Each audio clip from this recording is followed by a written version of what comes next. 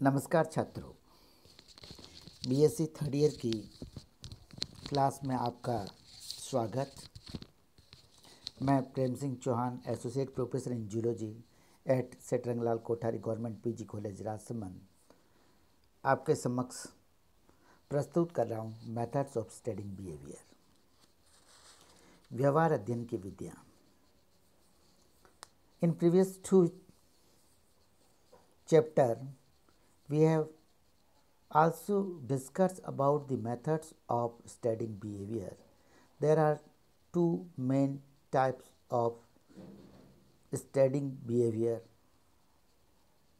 methods. पहला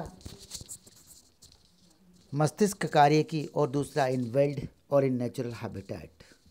मस्तिष्क कार्य के अंतर्गत हम 3 विद्या का मिलाते हैं: neuro anatomical, neuro physiological and neurochemical. Wild and natural habitat के रूप में ad libitum, focal animal sampling, scan sampling tackling, all occurrence and 10 techniques का प्रयोग हम करते हैं। आज हम न्यूरो फिजियोलॉजिकल टेक्निक्स के बारे में देखेंगे। न्यूरो फिजियोलॉजिकल टेक्निक्स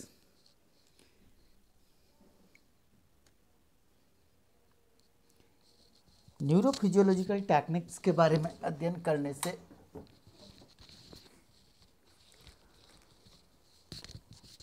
यह बायो इलेक्ट्रिसिटी की खोज संयोगवश हुई।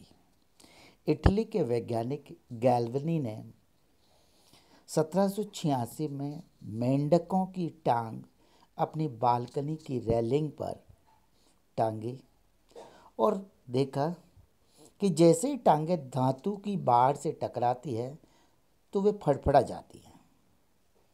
गैल्वनी ने पहले इस घटना को सिर्फ पेशियों से संबंधित मानकर एक गलत अनुमान लगाया।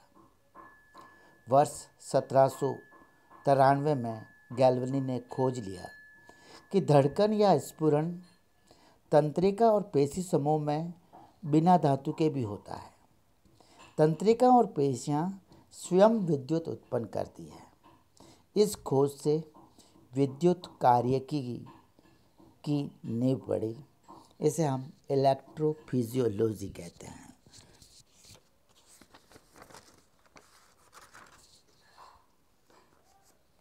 इस तथ्य की खोज से कि सूचनाएं तंत्रिका और ऊतकों में विद्युत धारा की तरह बहती है, व्यवहार के अध्ययन के लिए एक सटीक एवं कम क्षतिकारक तंत्रिकी कार्य की विधि की खोज हुई।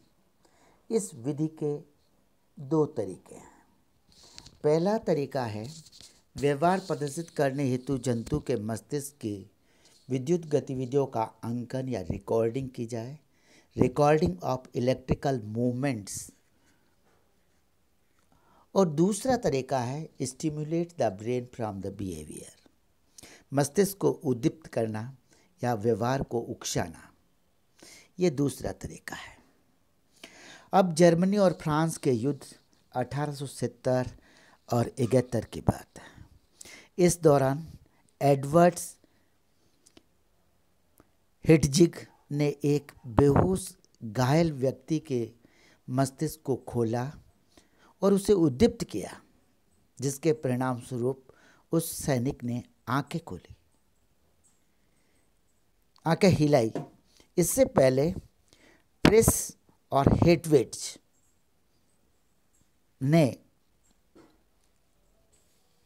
कुत्तों पर यह विधि आजमाई और पाया कि सेरिब्रल कॉर्टेक्स के विभिन्न क्षेत्रों को उद्दीप्त करने पर शरीर के विभिन्न पेशी समूह संकुचित होते हैं।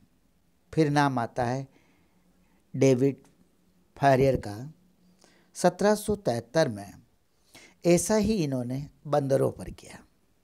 बार्थेलो ने यही कार्य 1874 में मनुष्यों पर किया। दोनों ही वैज्ञानिकों ने खोजा कि सेरेब्रल कॉर्टेक्स के विशिष्ट क्षेत्र को उद्दीप्त करने से एक ऐसी खास पेशीय गतिविधि देखी जा सकती है, और उन्होंने ऐसे क्षेत्रों का मस्तिष्क नक्शा भी तैयार किया। 19वीं सदी के अंत में फेरारी सेरिब्रल कॉर्टेक्स के दृश्य, श्रवण, स्वाद और घ्राण, विजुअल, ऑडिटरी, गैस्ट्रोटरी एंड ओलिफैक्टरी संबंधी केंद्रों की स्थिति का लगभग ठीक से जान पाए। इस नई तकनीक की खोज ने वैज्ञानिक तथ्यों के कारण संवेदी और प्रेरक कॉर्टेक्स का मानचित्रीकरण आश्चर्यजनक सटीकता के साथ कर लिया गया है। यह हमारे पास मस्तिष्क के मानचित्रीकरण जिसे कहा है, इसे हम स्टीरियोटैक्टिक एटलस कहते हैं। यहाँ पर आपको दर्शाया गया है इस स्टीरियोटैक्टिक एटलस में। यदि हम एक साइड से स्टार्ट करें इसको, तो नियंत्रित सेरिब्रल कॉर्टेक्स दिखाए गए हैं दो। ये दो सेरिब्रल कॉर्टेक्स है दोनों साइड में। सेरिब्रल कॉर्टेक्स में कौन सा भाग कैसे रेगुलेट होता है उसको दर्शाया गया है।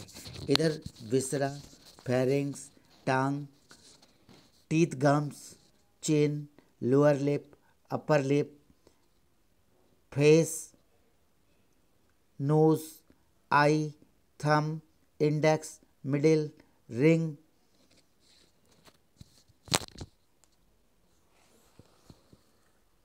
Little, hand,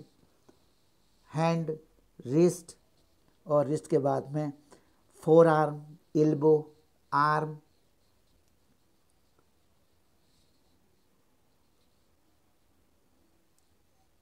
shoulder, head, neck, trunk, hip, leg, foot, toes और जेनेटेलिया। यहाँ तक ये दर्शाए गए हैं। इसी के दूसरी साइड में यदि हम स्टार्ट करें, दूसरी साइड में toes, ankle, knees,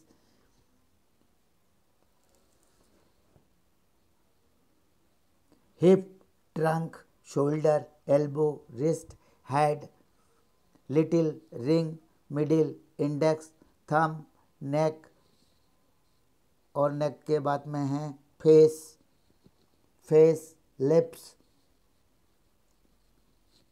Jose, tongue and swallowing की क्रिया को नियंत्रित करने वाले सेरिब्रल कॉर्टेक्स के भाग डायग्राम के साथ में दर्शाए गए हैं।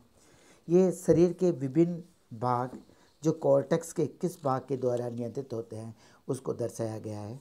इसी को स्टीरियोटैक्टिक एटलस कहा जाता है।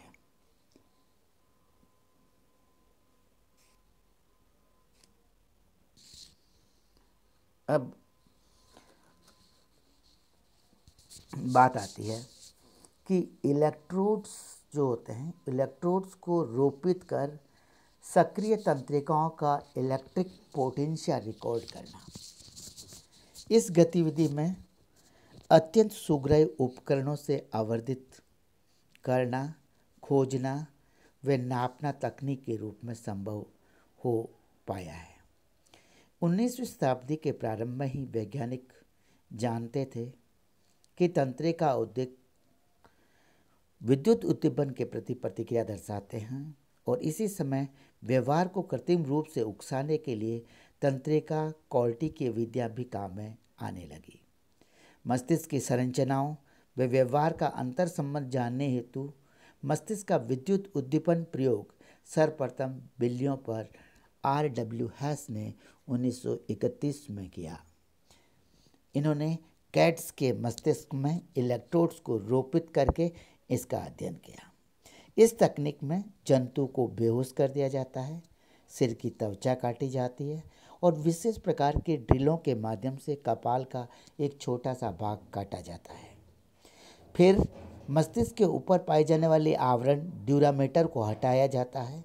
फिर दो ऐसे इलेक्ट्रोड्स जो अपनी नोकों के अलावा शेष भाग उसका विद्युत रोधी या इंसुलेटेड होता है, उसे एक जल्दी ही सूख जाने वाले सख्त हो जाने वाले पदार्थ की सहायता से मस्तिष्क के उस भाग में लगा दिए जाते हैं जिस भाग का परीक्षण किया जाना होता है। बड़े जंतुओं में एक शीर्ष धारित्र या हेड होल्डर जिस पर समायोजनीय इलेक्ट्रोड लगे होते हैं का प्रयोग किया जाता है। मस्तिष्क के विद्युत उद्दीपन में धारा की देहरी या थ्रेशोल्ड एक महत्वपूर्ण भूमिका निभाती है। अब ये मान्य तथ्य है कि विभिन्न प्रकार के व्यवहार केंद्रीय तंत्रिका तंत्र में विभिन्न स्तर की देरी दर्शाते हैं। उदाहरण के लिए एक प्रयोग में मेंढक टॉड जिसे कहते हैं बे के पलायन व्यवहार एस्केप बिहेवियर की ऑप्टिक टैक्टम में अभिव्यक्ति की विद्युत देहरी कॉडल थैलेमिक प्रीटेक्टम क्षेत्र के शिकार पकड़ने के व्यवहार से कम पाई गई है। टॉड के दो बिहेवियर हैं, एक पलायन व्यवहार और दूसरा शिकार पकड़ने का व्यवहार। पलायन व्यवहार की पोटेंशियल जो होती है वो ऑप्टिक टैक्टम में पाई जाती है और जो शिकार पकड़ने की इलेक्ट्रिक पोटेंशियल कॉडल थैलेमिक प्रीटेक्टम में होती है, किंतु जो ऑप्टिक टैक्टम में पलायन व्यवहार की पोटेंशियल है वह अधिक होती है। इसके अलावा एक ही प्रकार के व्यवहार जैसे कि शिकार को पकड़ने के व्यवहार के विभिन्न घटकों का क्रम जैसे कि ओरिएंटेशन, स्नैपिंग, स्वैलोविंग, मस्तिष्क के एक ही बिंदु पर विभिन्न व कोटिबद्ध ग्रेडेड देहलिया द्वारा सुनिश्चित होते हैं। इस बात को हमने इस पॉइंट में बता रखा है कि टॉड्स में ऑप्टिक टैक्टम में एस्केप बिहेवियर पाया जाता है और प्रीटेक्टम में इसका जो है शिकार पकड़ने का व्यवहार पाया जाता है, जिसके डिफरेंट जो कंपोनेंट होते हैं वो भी देहली के अनुसार ग्रेडेड क्रम में मस्तिष्क के एक ही बिंदु पर व्यवस्थित होते हैं, जिन्हें snapping, swallowing, located on single spot brain in different graded thresholds. Stereotactic machine. Stereotactic machine की खोज से मस्तिष्क के विभिन्न भागों की विद्युतीय गतिविधि का अध्ययन करना संभव हो सका है। इस मशीन में एक शीर्ष धारित्र होता है, हेड होल्डर, जिसमें जंतु का सिर या कपाल रखा जाता है। शीर्ष धारित्र में स्टील का या टंगस्टन के सूक्ष्म इलेक्ट्रोड लगे होते हैं।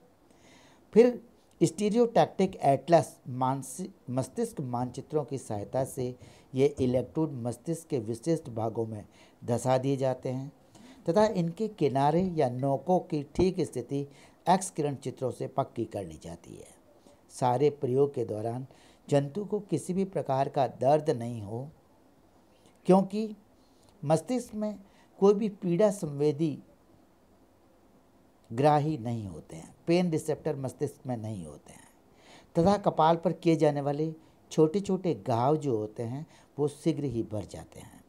इलेक्ट्रोड एक विद्युत संवेगजनक इलेक्ट्रिक पल्स जनरेटर का कार्य करता है। इलेक्ट्रिक पल्स जनरेटर से जोड़ दिए जाते हैं। मानव मस्तिष्क के तरंगों का सबसे पहले इस प्रकार अध्ययन बर्जर ने 1929 में इलेक्ट्रोइंसेफेलोग्राम EEG के द्वारा किया था।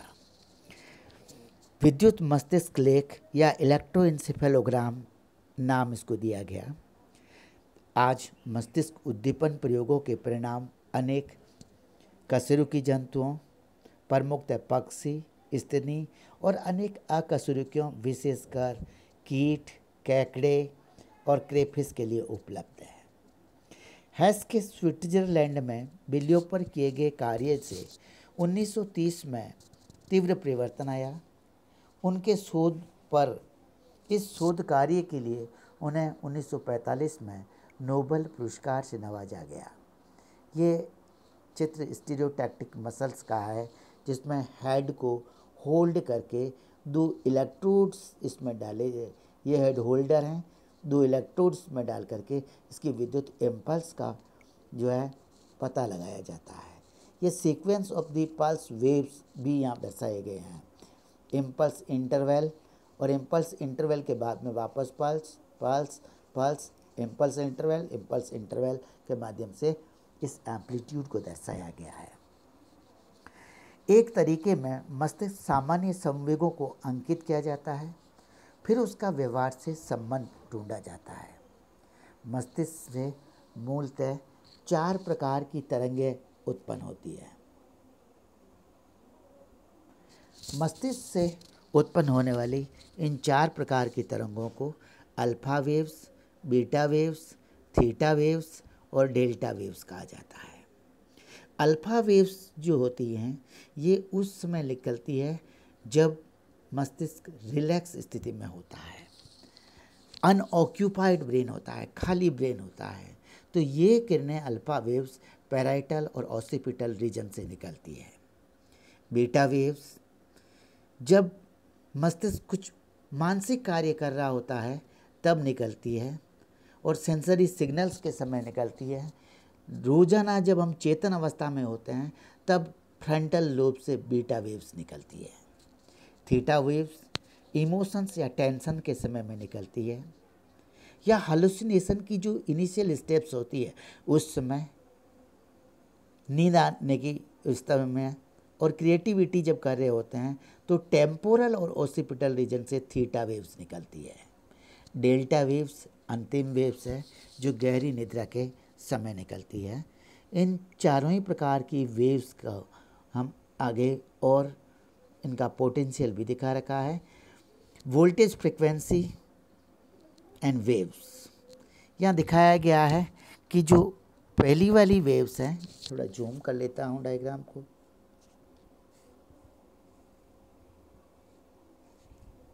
सबसे पहली वेव्स अल्फ़ा वेव्स का वोल्टेज 50 मिली वोल्ट है और 50 मिली वोल्ट्स पर 8 से 13 हर्ट्ज़ की है।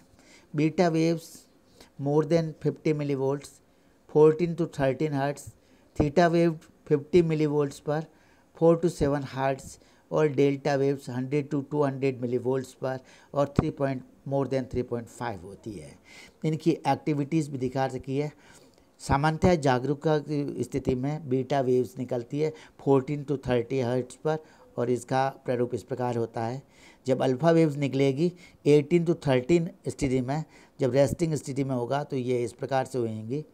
स्लिप की स्थिति में थीटा वेव्स लिखती है 4 से 7 हर्ट्ज़ पर, तो इसका आलेख इस प्रकार होएगा। और अंतिम और लास्ट वाली जो डीप स्लीप के समय में डेल्टा वेव्स निकलती है मोर देन 3.5 के हर्ट्ज़ पर, उनका व्यवहार इस प्रकार से दर्शाया गया है।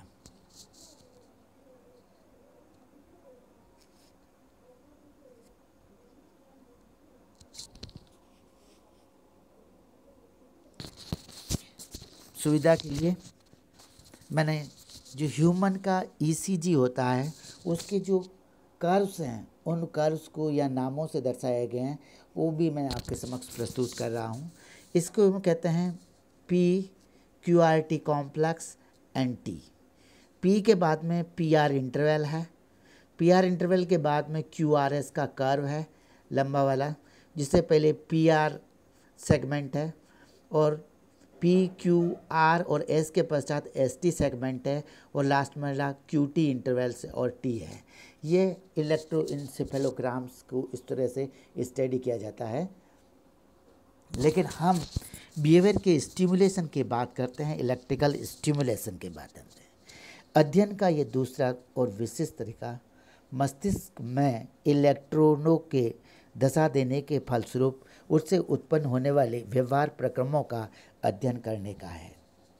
बिल्ली के डायनसेफेलॉन में एक विशिष्ट वीस्थल या लोकस को उद्दीप्त करने पर जे फेलन ने 1929 में शिकार को पकड़ने के व्यवहार को उकसा पाए।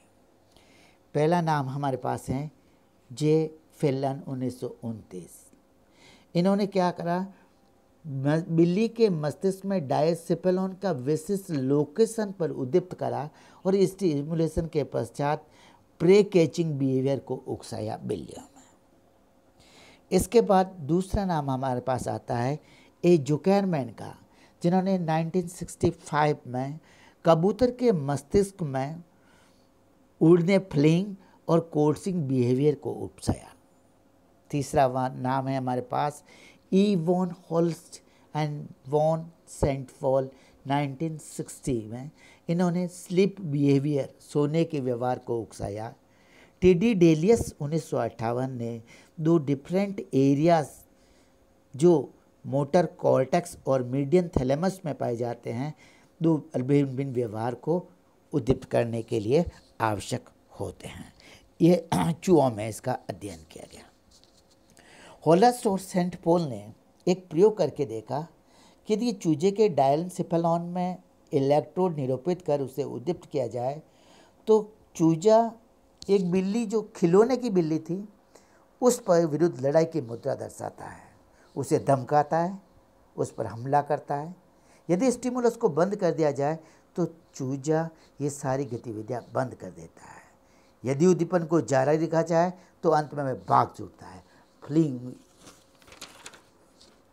वान हॉलस्ट और वान सेंट फॉल की एक और रोचक खोज थी कि यदि दो विभिन्न प्रकार के व्यवहारों को नियंत्रित करने वाले क्षेत्र यदि एक साथ उद्दीप्त किए जाए तो एकदम अलग प्रकार की अभिव्यक्ति या प्रतिक्रिया दिखाई देती है। उदाहरण के लिए यदि मस्तिष्क के एक्स और वाई क्षेत्र को एक साथ उद्दीप्त किया जाए तो उनसे प्रकट होने वाली प्रतिक्रिया जो है निम्न विविधताओं के साथ में हो सकती है। कौन सी निम्न विविधताएं हो सकती हैं? इन विविधताओं में सबसे पहली विविधता हो सकती है दो सेंटर को एक साथ स्टिमुलेट करने पर जो व्यवहार होगा उन दोनों का मिश्रण हो सकता है x+y, या दोनों के व्यवहारों का औसत हो सकता है x/2 + y/2 हो सकता है। दोनों केंद्रों के द्वारा उत्पन्न होने वाले व्यवहार एकांतरित क्रम में x y x या y x y हो सकता है। दोनों को साथ उद्दीपन होने पर x+y = 0 हो सकता है। व्यवहार कई बदल सकता है या फिर इनके व्यवहार का निरोधन हो सकता है। टी ब्राउन व उसके सहकर्मियों ने बिल्लियों पर किए गए प्रयोगों से ये सूचना मिलती है। इन्होंने बिल्लियों के मस्तिष्क के गुर्राने वाले और पलायन करने वाले दो विस्थल खोजे और पाया कि दोनों को साथ साथ उद्दीप्त करने पर आक्रामक व्यवहार अभिव्यक्त किया गया। इलेक्ट्रोडों द्वारा उद्दीप्त इन्हीं टी ब्राउन का एक्सपेरिमेंट यहाँ शो कर रखा है। इसके बाद में ये कहता है कि इलेक्ट्रोडों द्वारा विद्युत उद्दीप्त कर इन्हीं तकनीकों का उपयोग कर मानव मस्तिष्क से कुछ ऐसे क्षेत्र जो उसे प्लेजर सेंटर्स कहते हैं उनको पहचाने गए।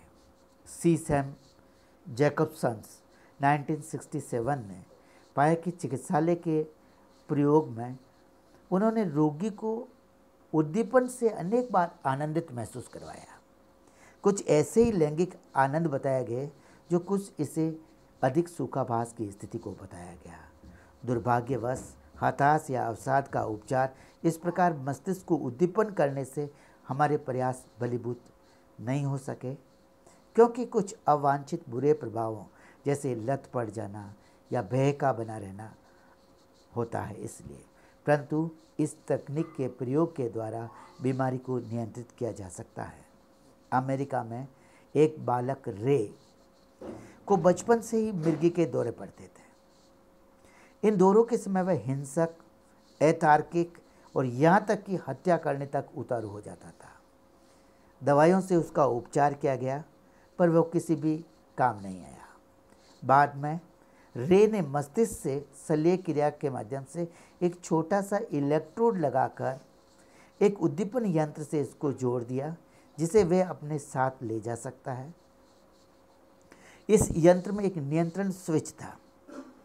जब भी वह ऐसा महसूस करता कि दौरा पड़ने वाला है, इस स्विच को दबा देता।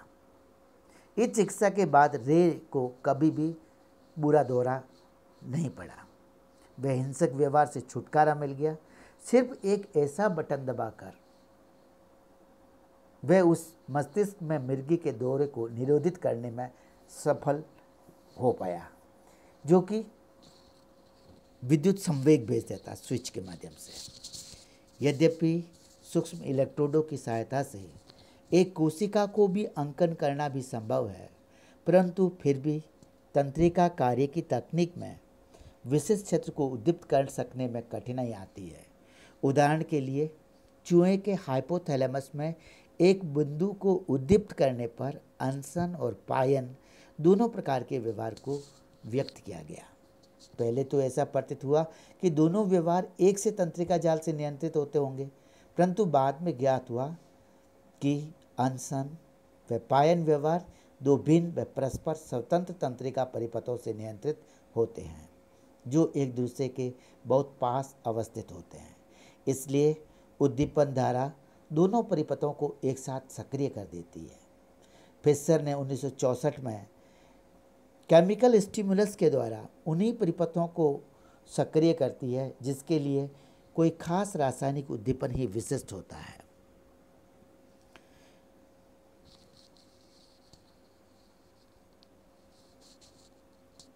उन्हीं परिपथों को सक्रिय करती है जिनके लिए कोई खास रासायनिक उद्दीपन ही विशिष्ट होता है। S Grossman 1966। इन्होंने खाने और पीने के जो अलग अलग केंद्र हैं उनको डिफ्रेंशिएट किया और उन्होंने बताया कि एक पतली नाल कैन्युला के सहारे एक विशिष्ट स्थान पर नॉर एड्रिनलिन पहुंचाया तो सिर्फ अनशन व्यवहार प्रदर्शित किया गया। पास ही अवस्थित पायन का परिपथ नॉर एड्रिनलिन के प्रवेश से सक्रिय नहीं हो पाया, जिससे यह सिद्ध हुआ कि खाने और पीने के दो भिन्न केंद्र बहुत पास पास होते हैं। अतः विद्युत उद्दीपन से दोनों केंद्र उत्तेजित हो जाते हैं, परंतु यदि एक केंद्र की गतिविधि यदि तंत्रिकीय निरोधकों न्यूरो इनिबिटर्स की सहायता से रोधित कर दी जाए तो सिर्फ एक ही व्यवहार उकसाना संभव हो पाता है। विद्युत उद्दीपन सदैव अनेक तंत्रिकीय परिपथों को साथ साथ सक्रिय कर एक साथ कई प्रकार की व्यवहार प्रतिक्रियाओं को अभिव्यक्त कर अतिव्यापन प्रभाव दिखाता है। इसके विपरीत जो रासायनिक उद्दीपन है केवल उसी परिपथ को सक्रिय करता है जिसके लिए रासायनिक उद्दीपन प्रभावी हो। फिशर की 1964 की ऐसी खोजों के बाद दवाओं का प्रयोग होने लगा और शोध का नया क्षेत्र प्रकाश में आया जिसे हम न्यूरोकेमिकल टेक्निक्स के रूप में अगले अध्याय में अध्ययन करेंगे। आज का अध्याय यहीं पे समाप्त होता है। इस अध्याय के अंदर जो क्वेश्चन बनता है वह शॉर्ट नोट्स का बनता है। Right short notes on neurophysiological techniques. धन्यवाद। अपेक्षा है ये वीडियो आपके लिए उपयोगी साबित होगा। एक बार पुनः सभी का धन्यवाद।